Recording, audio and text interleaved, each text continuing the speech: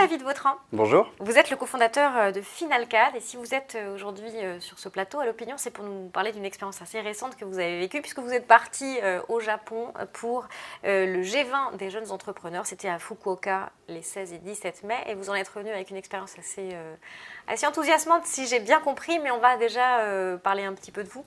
Vous êtes le cofondateur de Finalcad qui n'est plus une start-up, qui est une scale-up. Parlez-nous un peu de cette entreprise née en 2012, croissance exponentielle. Dites-nous ce que vous faites. Voilà, ce qu'on fait, c'est qu'on aide l'industrie de la construction à se moderniser. Ça fait à peu près 50 ans que la productivité stagne dans l'industrie de la construction, là où toutes les autres industries ont à peu près doublé leur productivité. Donc il y a un problème mondial qui est très fort. Et ce qu'on fait, c'est qu'on équipe les entreprises de construction avec des applications mobiles de suivi de chantier, tout simplement. Et on leur permet de faire leur contrôle qualité, leur suivi sécurité, la gestion de la coordination des entreprises, qu'il y a 25 entreprises sur un chantier. On leur fait gagner beaucoup de temps et de qualité. Voilà. C'est-à-dire que ce qu'on faisait avant avec un bloc-notes et des petites notes manuscrites et probablement illisibles, on le fait aujourd'hui avec une application. Ça se partage, ça se suit. Exactement, c'est collaboratif, c'est aussi simple que Facebook et aussi riche que Salesforce ou SAP. C'est un peu ce qu'on essaye de... On essaie de marier le meilleur des deux mondes pour que tout le monde puisse utiliser. On a vraiment envie de transformer toute l'industrie. Donc on a fait quelque chose qui soit presque construit comme un logiciel grand public, très facile d'emploi, parce qu'en fait on a des millions de travailleurs à convertir qui doivent vraiment changer leur façon de travailler. Et nous, ce qu'on veut, c'est leur faciliter la vie et surtout pas leur rajouter du travail, plutôt leur enlever 2 heures de travail par jour sur des tâches de reporting, de préparation de visites, etc. Sur chantier, quand vous êtes ingénieur travaux, vous rêvez de construire un bâtiment, vous arrivez sur chantier, vous passez 70% de votre temps dans les bureaux et 30% sur chantier à vraiment construire. Voilà, donc on agit là-dessus. On remet le suivi de chantier sur le terrain. Vous êtes aujourd'hui plus de 150 personnes chez Scale-up. Pardon, chez Finalcad. Oui, tout à fait. On est une scale-up parce qu'on a trouvé un modèle économique qui nous assure une croissance durable, continue et rapide. Et on est un peu plus de 150 personnes, dont une vingtaine en Asie. On travaille à Singapour depuis 2013.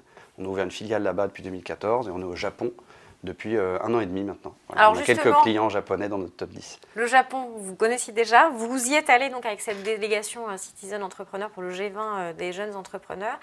Comme une espèce de colonie de vacances pour jeunes entrepreneurs, si j'ai bien compris l'esprit. Quelque chose d'assez sympa. Il y a un peu de ça. Alors on est parti, donc c'est Citizen Entrepreneur qui représente les entrepreneurs français à l'international. C'est une préparation du G20 pour fournir des propositions concrètes à nos ministres de l'économie. Donc on est quelques dizaines de pays, 500 entrepreneurs. La délégation française, en plus champion du monde, donc on était bien motivés, on était 34 entrepreneurs avec une énergie et une cohésion de groupe vraiment du feu de Dieu. Donc ça, c'est une expérience humaine hyper forte. On parle de la solitude de l'entrepreneur, là on reconnaît ses pairs et ça permet, c'est une expérience de partage, de fraternité assez riche. On revient avec quelques amis en plus, donc ça c'est très riche. Et en même temps, on travaille dur, on joue dur. On a quand même travaillé pour faire des propositions concrètes pour donc Bruno Le Maire, qu'on lui remettra à la fin d'année. En tant qu'entrepreneur, pour améliorer tout ce qui peut nous freiner dans notre développement, y compris international. Là, le thème de cette année, de cette réunion, c'était comment la créativité peut être de l'entrepreneur, de l'entreprise, peut être mise au service du développement durable. Alors, de quoi est-ce que vous avez parlé avec vos confrères français, puis aussi vos confrères des autres délégations ? Alors, il y a beaucoup de sujets, finalement, d'interculturalité.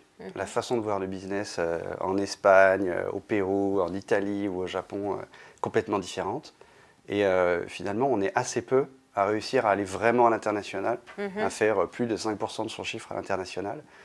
Et on a beaucoup à apprendre. Et pour la plupart des entrepreneurs français, c'est la première fois qu'ils viennent au Japon. Donc on découvre une autre culture. Et le Japon, Dieu sait si c'est différent, tous ceux qui y vont vous le diront. Et avec ses paradoxes, c'est le pays de la modernité, c'est le pays du paiement sans contact, mais vous ne payez rien en de liquide quand vous êtes à Fukuoka, qui est pourtant la San Francisco, la Silicon Valley du Japon. Donc c'est un pays qui est apparemment très moderne, en même temps plein de contradictions. Et au niveau business, ça ne s'improvise pas d'aller au Japon, c'est très dur. C'est des relations qui se créent dans la confiance, et a priori vous n'êtes pas japonais, donc on ne vous fait pas confiance, etc. Donc on a beaucoup à travailler là-dessus, comment finalement comprendre une culture, s'insérer dedans et s'acculturer suffisamment pour pouvoir faire du business. On reproche souvent aux entreprises françaises de ne pas savoir chasser en meute quand elles partent à l'export. Est-ce que ce que vous faites à l'échelle de votre groupe de petites entreprises naissantes, jeunes, start-up, scale-up, c'est déjà ça? Est-ce que ce sont les prémices d'aller aborder des marchés à l'export en groupe? Alors oui, parce que dans cette délégation, on était 34 entrepreneurs. Il y en avait une poignée, une minorité, mais quand même des gens qui ont des entreprises assez développées et certains qui ont des clients exclusivement au Japon, des clients industriels. Et donc, il y a des synergies. Moi, il y en a un membre de la délégation, ses clients sont les clients de mes clients. Donc moi, ça m'intéresse, ça peut avoir un effet levier de prescription. Donc on a des mises en relation qu'on peut faire. Et donc il y a aussi un intérêt business, donc ça gâche rien, bien sûr. Même si on y allait d'abord pour le G20 Jeunes Entrepreneurs, en plus de ça, on a cet intérêt business. C'est l'impalpable. C'est l'impalpable, mais on va travailler pour que ce soit palpable. Et alors vous, plus personnellement, revenons à Final 4. Qu'est-ce que vous allez tirer de cette expérience qui vous a visiblement bien regonflé? Qu'est-ce que vous allez tirer de ça dans votre gestion quotidienne de votre entreprise? Ce qu'on tire, c'est qu'on a, avec ce groupe d'entrepreneurs, on a une richesse d'échanges et de différents vécus de boîte. Tout le monde n'est pas à la même phase. Ça, c'est extraordinaire parce que ça peut vraiment nous aider à faire des choix d'entreprise, des choix d'organisation. Quand on attaque un pays, une zone géographique, une typologie de clients, comment on organise les équipes commerciales, comment on organise une boîte quand on est à 150 versus 300, versus 400 personnes, c'est pas la même chose. Et c'est hyper intéressant de pouvoir échanger avec des boîtes qui viennent de vivre ce que vous avez vécu 1 an ou 2 ans avant. On peut apprendre les erreurs pour ne pas les refaire. Elles ont essuyé les plâtres pour vous. Et nous, quand on a essuyé des plâtres, qu'on peut aider les autres, on est super content de le faire. Donc ça, je pense que cette communauté d'entrepreneurs, elle est réelle, elle est vivante, et ça fait plaisir à voir. La suite des aventures, David Vautrin, c'est donc le 25 novembre, la conférence annuelle des entrepreneurs, où la délégation française va remettre à Bruno Le Maire des idées pour fluidifier un peu la vie des jeunes entreprises. C'est ça, on a travaillé pour faire des propositions concrètes, on était bien accompagnés aussi par des experts qui nous ont permis d'arbitrer et de savoir faire des propositions qui soient suffisamment concrètes et réalistes et qui ne soient pas des doublons de dispositifs existants, parce que Dieu sait que ça, faut bien s'y connaître, ça ne s'improvise pas. Par contre, nous, on est riche de nos vécus et ça ne s'improvise pas non plus. Donc la rencontre des deux fait une alchimie qui fait que nos propositions ont des bonnes chances de passer. Merci beaucoup David Vautrin. Avec plaisir. Et à très bientôt. Merci.